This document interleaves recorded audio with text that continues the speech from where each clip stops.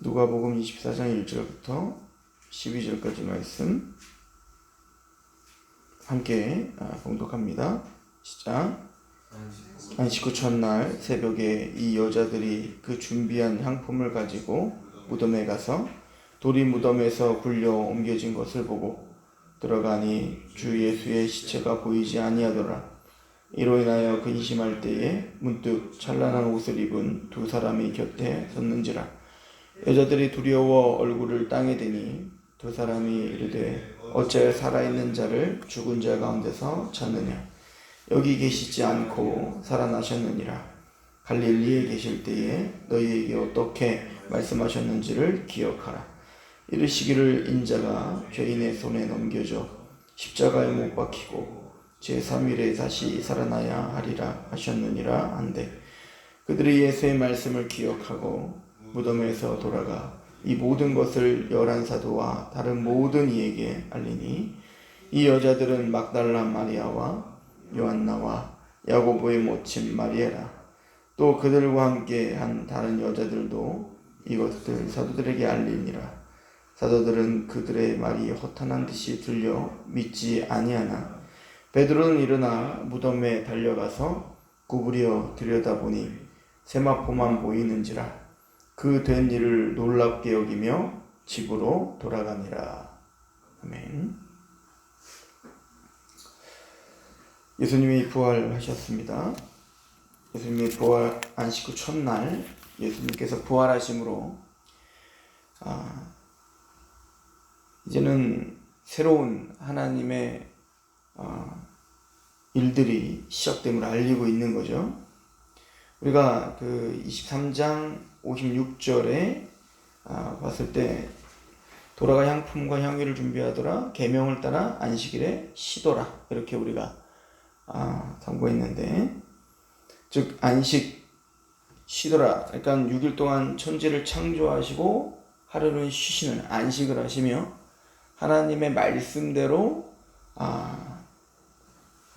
성취가 되고 질서가 잡힌 것, 이것이 안식이라고 했죠.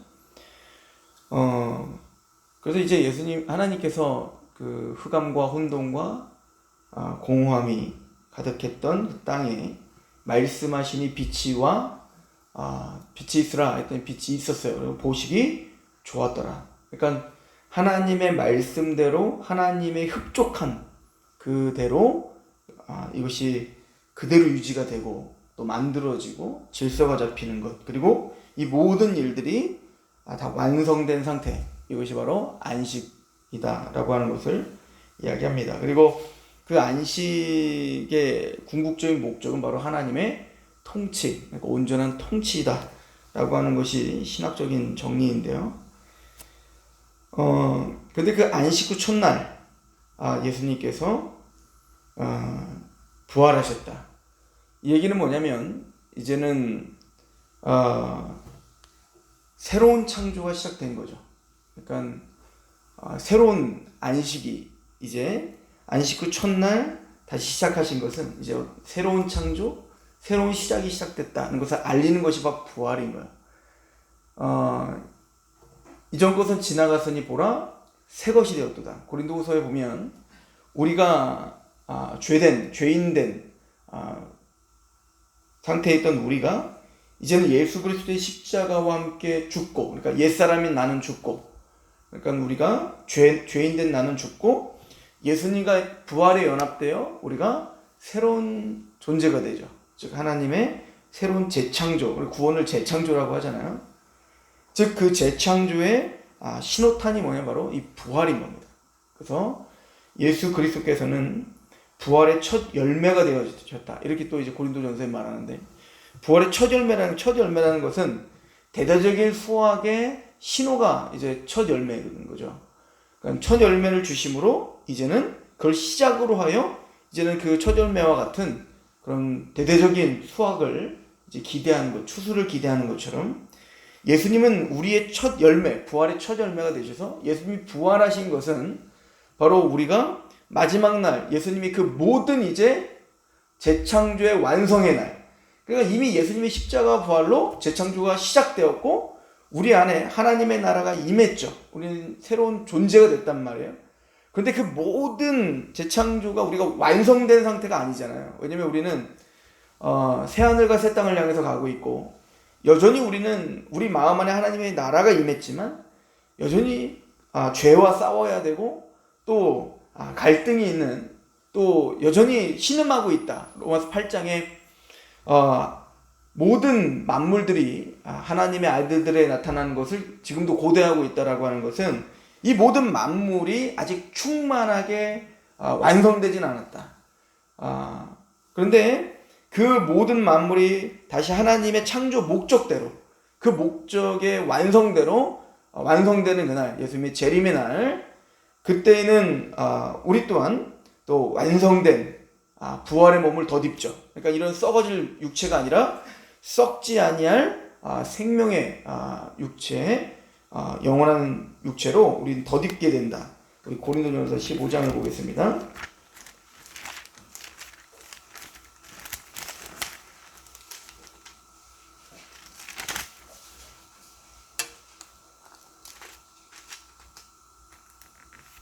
자, 고린도전서 15장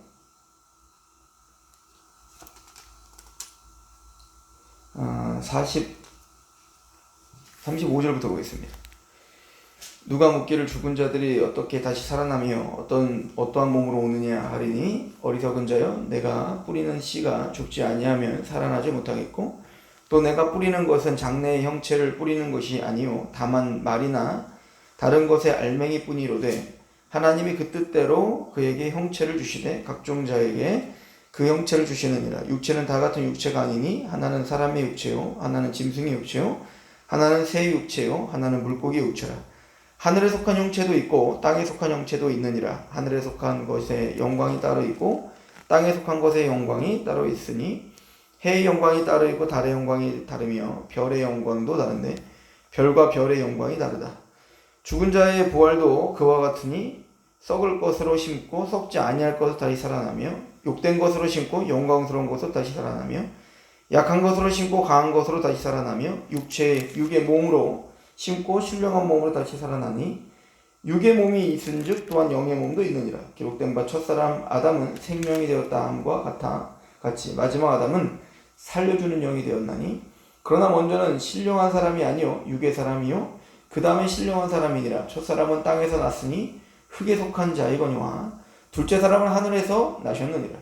무릇 흙에 속한 자들은 저 흙에 속한 자와 같고, 무릇 하늘에 속한 자들은 저 하늘에 속한 이와 같으니, 우리가 흙에 속한 자의 형상을 입은 것과 같이 또한 하늘에 속한 이의 형상을 입으리라. 그러니까 예수님의 그 부활의, 영광스러운 부활의 몸으로 이 썩을 것들은 썩고, 그리고 부활의 형체로 덧입을, 이게 이제 완성될.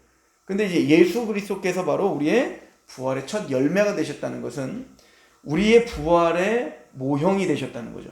그래서 예수님이 육체적으로 부활하셨듯, 그래서 마지막 날 예수님이 재림하실 때 우리 또한 예수님과 동일하게 예수님의 그 부활의 몸을 덧입는 거예요. 그래서 썩지 아니할, 또 영광스러운, 이 땅에 속하지 않은, 흙에 속하지 않은, 하늘에 속한 영광스러우신 하나님의 그 부활의, 예수 그리스도의 그 부활의 몸을 우리가 덧입게 된다. 이게 바로 재창조의 목적지인 거죠. 어찌 보면 하나님이 아담과 하와를 만드신 목적지가 거기에 있는 거죠. 그렇죠? 그리고는 새 재창조의 시작이 바로 부활인 겁니다.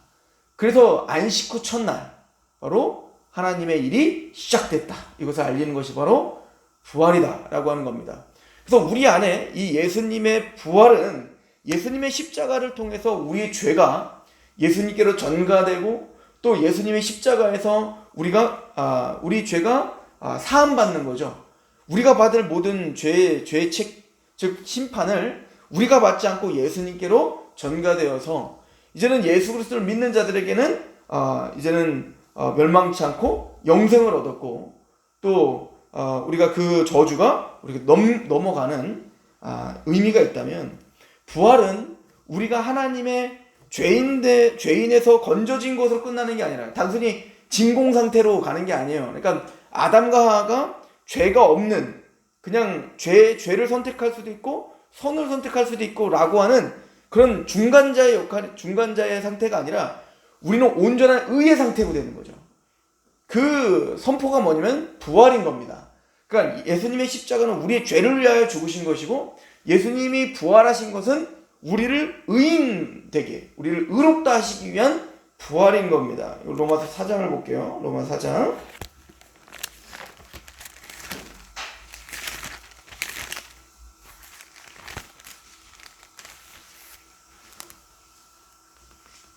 로마서 4장 24절 25절.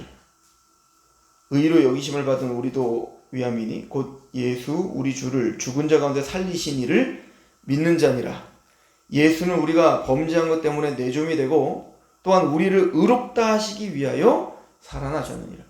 그러니까 우리가 의인 될 수 있는 건 예수님의 십자가로 우리 죄가 사함받는 걸로 끝나면 안 되고, 예수님이 부활하신 것으로 말미암아 우리가 의인 됐다는 확증이 바로 예수님의 부활이에요. 그래서 24절에 의로 여기심을 받을 우리도 위함이니 곧 예수 우리 주를 죽은 자 가운데서 살리신 이를 믿는, 그 예수님을 죽은 자 가운데서 살리신 그 하나님을 믿을 때 그 하나님이 우리 또한 의롭다함을 받는다는 확증이 된다는 거죠. 그러니까 믿어야 되는 거죠. 그러니까 사실은 오늘 예수님께서 부활하신 이후에 그 여자들에게 하신 말씀을 들어보면, 우리 누가복음 24장 오늘 본문으로 와보면 안식 후 첫날 새벽에 이 여자들이 준비한 향품을 가지고 무덤에 갔단 말이에요. 자, 그때 이제 시체는 없고 예수님의 이제 그 세마포만 있는 겁니다.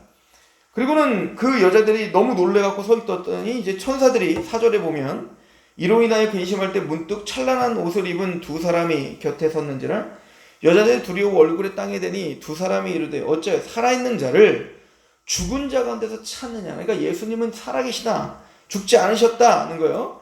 여기 계시지 않고 살아나셨느니라. 갈릴리에서 계실 때 너희에게 어떻게 말씀하는지 기억하라. 그러니까 갈릴리에서 뭐라고 말씀하셨죠? 7절에 이르시기를 인자가 죄인의 손에 넘겨 십자가에 못 박히고 제3일에 다시 살아나야 하리라 하셨다. 근데 그들이 예수의 말씀을 기억하고 무덤에서 돌아가 이 모든 것을 11사도와 다른 모든 이에게 알렸는데, 자, 이 사도들의 반응은 뭐예요? 11절에 사도들은 그들의 말이 허탄한 듯이 들려 믿지 않았다는 거예요.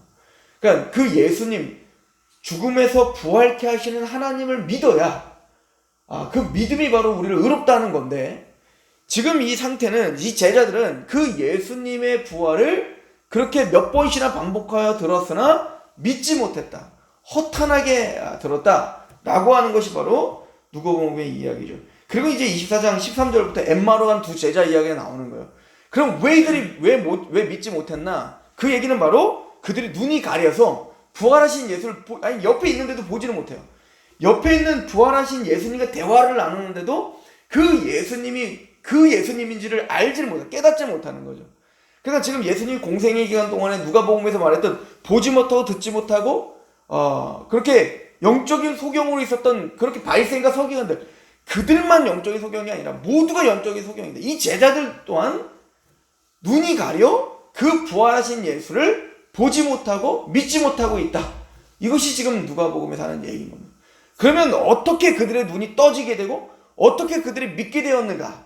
그 이야기는 우리가 누가복음 전체에서 하는 얘기였는데, 그 얘기를 이제 집약적으로 그 제자들의 눈을 뜨게 하시며 그 제자들을 믿게 하시는 그 예수님의 은혜를 이제부터는 24장에 다 담아놓은 거예요. 그리고 도대체 믿음이라는 게 뭘까? 우리의 눈이 그러면 어떻게 떠져 부활하신 예수를 보게 되고 그 예수님을 믿어 우리가 의롭다움을 받을 수 있을까? 라고 하는 그 대답을 24장에서 이제 마무리를 짓게 되는 겁니다.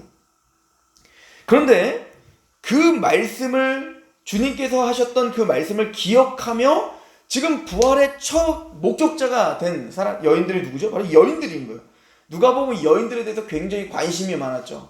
다른 복음서에 비해 이 여인에 대한 기록이 있는 게 바로 누가복음인데요. 물론 이제 부활이 된 건 다른 것도 있지만, 첫 번째는 7장 36절부터 50절에 향유 부은 여인이 나오죠. 그 향유 부은 여인을 통해서 예수님을 믿고 있는 자가 어떤 열매를 맺는가를 보여주고 있는 거였습니다. 즉 믿음의 열매라는 것은 뭐냐면 자신의 소유를 주님께 부어드리는 그 향유 부은 여인의 마음인 거예요. 그러니까 우리가 진짜 예수를 믿는다, 즉 예수님을 믿는 그 열매는 뭐냐면 예수님에 대한 사랑입니다. 그 사랑의 마음으로 자신을 전제로 부어드리는 바울처럼 그렇게 자신의 모든 것을 부어드리는 그 여인이 바로 예수님을 사랑하는 그 여인의 모범이 되겠죠. 자, 그리고는 그 여인만, 그 향유 부은 여인만 그랬던 게 아니라 오늘 기록되고 있는 막달라 마리아와 요한나와 야고보의 모친 마리아와 이 여인들은 이미 앞에서 또 기록이 됐죠. 우리 8장을 가보시면 누가복음 8장 1절 7장에서 그 향유 부은 여인에 대한 이야기가 나오고 바로 8장 1절부터 그 여인들이 또 수많은 이름 모를 여인들도 같이 나오죠. 그 후에 예수께서 각 성과 마을에 두루 다니시며 하나님의 나라를 선포하시며 그 복음을 전하실세 12제자가 함께 하였고 또한 악귀를 쫓아내신가 병고침을 받은 어떤 여자들 곧 7 귀신이 나간 자 곧 막달라인이라 하는 마리아와 헤롯의 청지기 구사의 아내 요한나와 수산나 다른 여러 여자가 함께하여 자기들의 소유로 그들을 섬기니라. 그러니까 막달라 마리아 귀신을 내어쫓아 귀신이 떠난 그 막달라 마리아 또 헤롯의 청지기 구사의 아내 요한나 수산나 지금 이름이 아까 부활의 첫 목격자인 그 여인들의 이름들이 여기 다 거명되죠. 근데 그 여인들만 있었던 게 아니라 여러 다른 여자들 그러니까 이름 여기 기록되진 않았지만 여러 다른 여인들이 그 예수님과 그 제자들을 섬기고 있었죠. 근데 이 여인들은 지금 7장 그래서 향유 부은 여인과 연결되어 있는 거예요. 그러니까 이 여인 모두가 다 사실은 다 향유 부은 여인과 같은 그런 마음으로 주님을 사랑해요. 그럼 그 향유 부은 여인은 도대체 왜 그렇게 예수님께와 이 여인들은 예수님을 사랑할 수밖에 없을까? 그 대표적인 사람이 막달라 마리아인 거야. 그 막달라 마리아 7 귀신이 내어 쫓김을 받은 자다. 그럼 우린 누가복음을 통해서 그 귀신을 내어 쫓는 그 의미, 축사의 의미, 또 병 고치는 의미가 뭔지를 우리는 봤잖아요. 우리가 모두 다 죄인이었고 우리가 다 사단의 권세 가운데 있었는데 그 죄와 사단의 권세에서 예수 그리스도의 은혜로 그 사단의 권세가 부서지고 이제는 우리 안에 그 예수 그리스도의 은혜가 들어와 우리가 그 하나님을 사랑하고 예수님을 사랑하게 된 걸 이야기하는 거잖아요. 그래서 이제 마태복음에 보면 그 눈 멀고 귀 먹게 하는 귀신 그 귀신을 내어 쫓으시면서 예수님이 하셨던 말이 강한 자를 결박해야 그 세간을 강탈하지 않겠냐라고 하는 말씀을 하셨던 거 아닙니까? 그러니까 이 얘기는 뭐냐면 다른 말로 말하면 이 여인들 부활의 첫 목격자가 되어 그 모두가 제자들은 다 도망갔을 때 그 십자가에 죽으신 예수님의 시체 가운데 향품을 가지고 와 끝까지 예수님을 어떤 불이익을 생각하지 않고 자신을 희생하며 예수님의 그 무덤까지 찾아온 이 여인들은 바로 그 감사와 그 사랑 가운데 여기까지 끌려왔음을 그리고 부활의 첫 목격자가 되었음을 성경은 기록하고 있는 겁니다.